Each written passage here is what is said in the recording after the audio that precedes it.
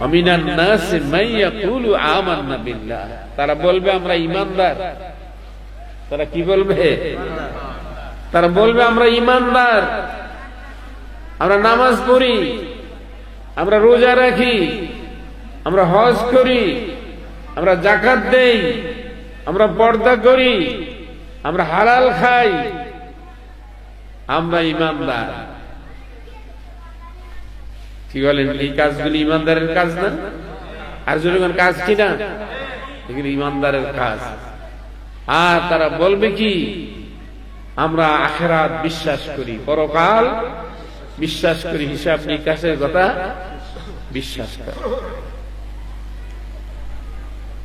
সব কিছু করে, কিন্তু পরকাল বিশ্বাস করে, কিন্তু তাদের কলবের পবিত্রতার কথা তাদের স্মরণ নাই।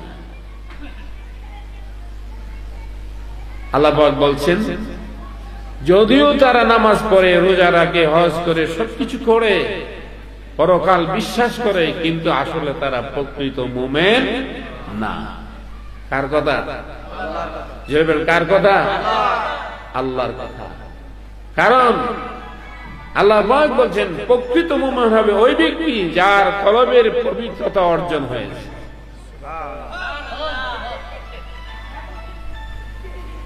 যার কলবের পবিত্রতা অর্জন হয়েছে। ফি কুলুবিহিম মারাদুন ফাযাদাহুমুল্লাহু মারাদা ওয়া লাহুম আযাবুন আযীম।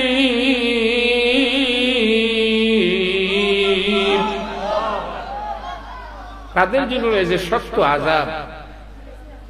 যারা নামাজও পড়ে, তাদের অন্তরে হিংসা, রিয়া, ফখর, অহংকার, এই সমস্ত রোগগুলি যাদের অন্তরে রয়েছে, তারা আসলে প্রকৃত মুমিন।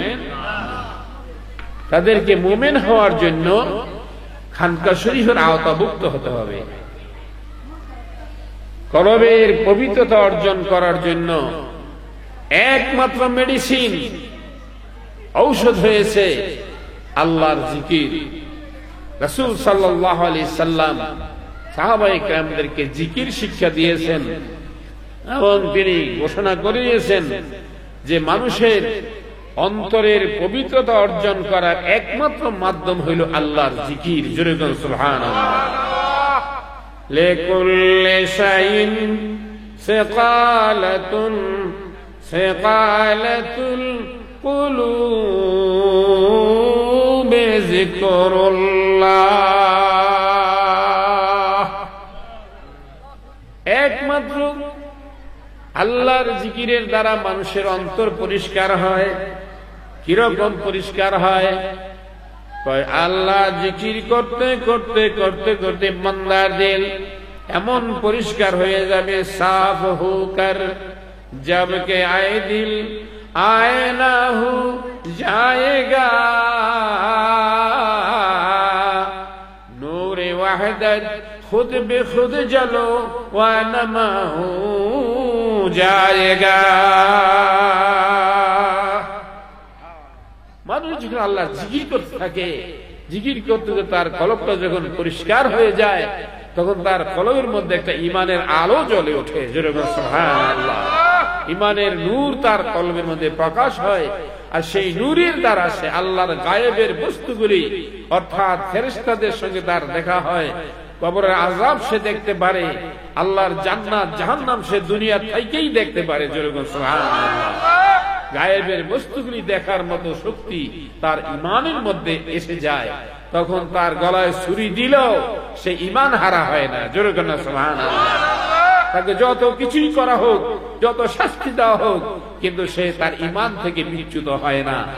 আর যদি আমাদের সেই নূরি ঈমান না থাকে, তাহলে দেখা যায় কথায় কথায় মানুষ মিথ্যা কথা বলে, নামাজও পড়ে মিশা কথা কয়, নামাজও পড়ে সুদও খায়, নামাজও পড়ে ঘুষও খায়, নামাজও পড়ে পরের হক নষ্ট করে। কেউ ঠিক না বেঠিক? এইরকম ঈমানদারের জন্য ইসলাম নয়। ইসলাম হলো আমার আল্লাহ বলছেন ইসলাম হলো আমার প্রকৃত ইমানদারের জন্য। জোরে বলুন সুবহানাল্লাহ। আর সেই প্রকৃত ইমানদার হতে গেলে আল্লাহর ওলিদের সহবত লাগবে, আল্লাহর জিকির শিক্ষা করা লাগবে। কিভাবে? লা শব্দ নাভি থেকে টান দিয়ে লা ইলাহা শব্দ মাথার তলে বের করে দিতে হবে। আমার বলতে কিছু নাই, আমার ঘর নাই, বাড়ি নাই, জায়গা নাই, জমি নাই, আমার শক্তি বলতে কিছু নাই, আমার এলেম বলতে কিছু নাই, আমার ক্ষমতা বলতে কিছু নাই, আমার সম্পদ বলতে কিছু নাই, আমি এতিম মিসকিন, একমাত্র আমাকে শক্তিশালী করেছে কে? আল্লাহ। বলেন কে? আল্লাহ। সেই ঈমান অন্তরের মধ্যে আল্লাহর ক্ষমতাকে নিজের মধ্যে প্রতিষ্ঠিত করার নাম হলো ঈমান। সেই জিকিরের মাধ্যমে সেই ঈমান মানুষের অন্তরে আসে।